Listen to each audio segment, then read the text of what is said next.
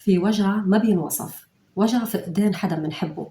فجأة بصير في فراغ كبير بحياتنا، وكأنه في شي جواتنا انكسر، وكأنه الدنيا بطلت نفس الشي.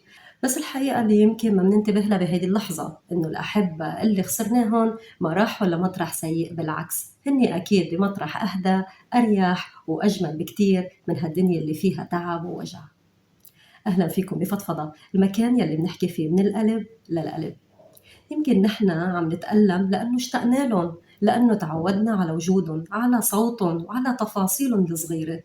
بس هن يمكن أخيرا ارتاحوا من كل شي كان يوجعهم.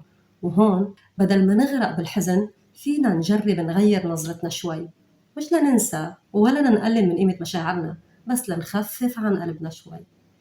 الحزن بهيدي اللحظة طبيعي، وحقك تزعلي وتشتاقي وتبكي، بس كمان مهم نتذكر إنه الحب ما بينتهي بالفقد.